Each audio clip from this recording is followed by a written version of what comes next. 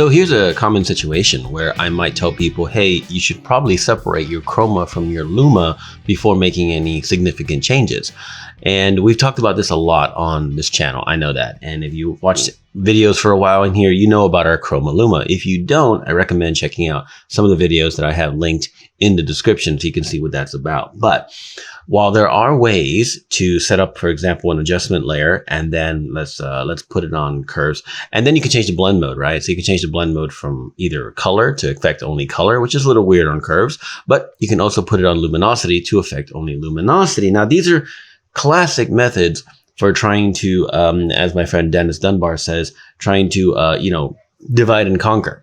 And so they're useful, but there are times when I think splitting the luma and the chroma is actually more usable, and you get a cleaner result, if that makes sense. So let me show you what I mean. Now, the good news is, while there are other, more mathematical ways to get these results, you can always do it simply with a solid color adjustment layer.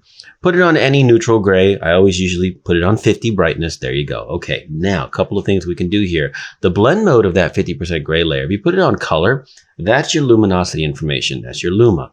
If you put it on luminosity, now that's your chroma information. Now it's chroma on gray, which responds a little bit different to like chroma on white. But for the color changes that I'm talking about today, this is also the fastest way to go about doing it and perfectly serviceable. So for example, this is my chroma information, right? So I'm going to flatten to a new layer, Shift Option Command or Shift Alt Control E, right? So that's my color information. I can go about labeling it or not. If you just want to do it quickly, you don't have to.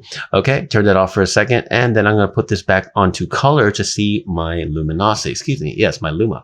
So from here, I don't have to flatten necessarily again if I don't want to see the results that I'm getting. So let's say I choose a curves, right? On top of that. Now, anything I do with that curves layer is only affecting luma information because this solid gray layer on color blend mode is providing luminosity information. So moving up the layer stack, that's the only information that's going into the curve. So if I were to choose a preset or just do a manual contrast boost, now I have this great contrast boost, right? If I turn on my chroma layer, I can put that on color blend mode.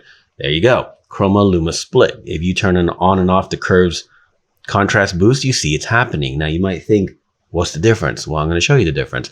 Let's say you want to see what is happening if you didn't do the split. Okay, so we're going to turn off the gray layer and then we're going to turn off the chroma layer. There you go. That's adding curves contrast the normal way. You can see all kinds of orangeness around her skin. The shadow got way too orange. Everything got too strong because of the nature of the way the calculations work. But you send in, or excuse me, you put, let's just do the opposite of what we just said here. We put the chroma on top and we add the luma underneath. And now that contrast boost, even though it's extreme, isn't doing the weird color shifting. See that? Usually it's too much saturation. And I did pick this image because oranges and reds tend to be the most problematic in these scenarios when you're not doing the split. So simple thing like that. You can flatten, necessarily let's turn these off, right? Here's the luma. We can flatten and okay, there's the luma now. And there you go. It's the same result. We don't have to. We can keep it flexible if we choose to. So also another thing too, while you're here, if you really wanted to, you could come to any tool really. How about color balance?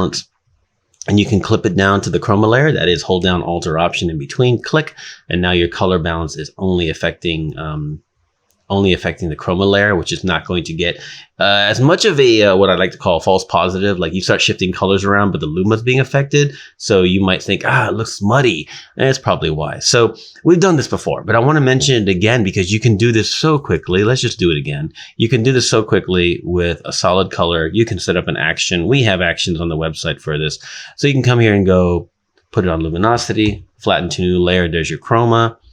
Put it on color, flatten to a new layer, and there's your luma. You can even get rid of the gray at that point. And now you have them separate, and you can do anything you want with them. Put all your contrast boosts underneath. Well, let me put the chroma layer on color.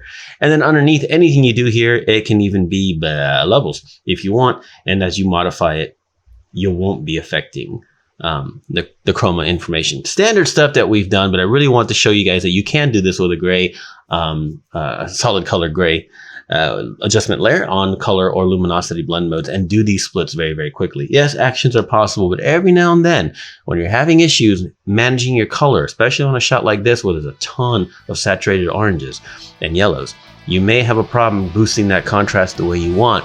and a split is the way to go.